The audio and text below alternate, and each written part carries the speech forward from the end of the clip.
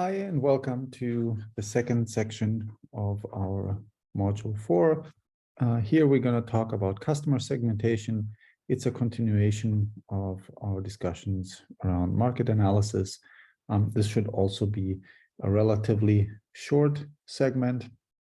Again, you might have experiences in building customer segments or doing market analyses. So just stick with it.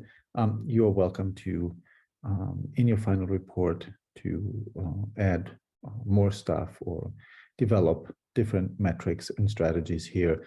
This is merely a suggestion and just kind of a basic overview of how we can segment customers. A couple of principles that are important. So we have to be careful, right? Unless we work for Facebook or Apple or any of these, major companies, we can't really be all things to all people, right? When you launch a new technology, you really have to think about your target customers, right? Who are your initial customer segments, and who are you gonna develop resources around to support and to address them. There has to be homogeneity, right? So homogeneity means that the characteristics in your customer segments or among your customers in your customer segments need to be similar. It doesn't make sense to target completely different customer segments, again, unless you're a big company and you have you have enough resources to do that. Be it Amazon, Apple, or other examples. Again, if you're starting out, you have to be very focused on resources, efficiency, and effectiveness. The 80-20 rules. 20 rule, typically 80% of your revenue will come from 20% of your customers. A rifle compared to a shotgun, or a better example, a scalpel compared to butcher knife. And again, there are no universal segments initially, right? When you start out, when you're about to launch a new technology, if you're a startup, right, a smaller firm or a firm that is kind of focused in a particular industry, there are no universal segments because you have to be very, very focused on a specific segment to be able to have some access and success in the market. Business to consumer segmentations usually happen through demographics, geographics, social class, psychographics, usage rates, or benefits sought for the specific consumers. And typically you have different types of bases, right? So you have different demographics, you have different geographics, et cetera, et cetera. That doesn't mean, right? I mean, that is not necessarily a counterpoint or a inconsistency with homogeneity. Homogeneity really means that the customers that you target want kind of the same, right? They want the same value. They come to get the same type of product or service from you. And they might have different demographics. They might be in different geographies or different social classes. But the homogeneity aspect is important here. If we're thinking about business to business segments, right? How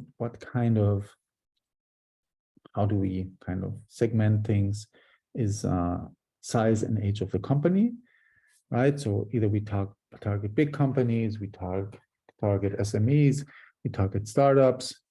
We have to think about the particular industry. Geographic location, are these single or multi-location establishments, innovativeness of the firm, usage rate, is it family-owned, private, public, etc., right? All these different characteristics can lead to different approaches and different ways to segment. Example, okay, so let's say you wanna sell replacement glass, okay? For whatever reason, you're interested in that. If we kind of sketch that out, the first decision is, do I target consumers, individual consumers? Do I target businesses? If I target businesses, I could go to auto repair shops. I could do building contractors. If I do individual consumers, I could target car owners, home owners, and then I can further classify these customer segments further. Example, okay, simple example. Again, a non-technology example, but you can use a similar methodology for your report. We have different segments and groups, customer groups. What are these particular characteristics, right? So maybe if I want to enter the bread market, I have what we call value seekers. Okay, that's family with kids. They have a particular disposable income, or they have a budget to pay for bread. They have a particular time when they need the bread or what they use the bread for, etc., etc. I could also target active, younger, single men or women, right? And they might be focused on particular healthier breads or particular types of ingredients for the breads, etc., etc. Right? So there is different ways of how I can segment the market, but it is important to be precise, right? So we wanna, every segment, we wanna be able to describe it accurately so that we can also target it accordingly. Another example, this is from an older, it's an older book. I always enjoy kind of going through that. I don't have pets, okay, but we can think about different pet owner segments, right? And we can be as precise and as specific as we want. Typically, we'll have, you know, some kind of characteristics or metrics here, whether it's age, whether it's usage occasion, percent of revenue, dogs owned, whatever, media habits, right? So you can, this is the part that you have to think about, right? That you have to essentially not invent, but determine what are the characteristics of my customer segments and how do I compare these? Again, this is a customer segment for people who want to do investments, okay, who want to invest in stocks. So what are kind of some of the key attributes and characteristics, right? Investment horizon, how much info do I need? What are my financial goals? Institutional loyalties, et cetera, right? This is essentially your development contribution here, and then collecting the data and figuring out who is the right or who is your target customer. A good segment should be measurable, sizable, homogeneous. We already talked about homogeneity. Underserved, that's important, reachable, actionable, and sustainable, right? And so actionable, if it doesn't respond to marketing actions, right? Or it's not, you know, approachable, then that could be a problem. And here, lastly, some questions that you might want to think about. Which are the segments you're prioritizing? How do you manifest that in your resource allocation? How is this manifested in marketing mix?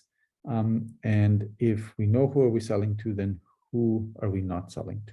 Okay, so just some kind of final piece of advice and kind of some reflection questions that you can think of. All right, and that concludes our second section. In our next section, we will talk about strategic intent as well as a competitive analysis.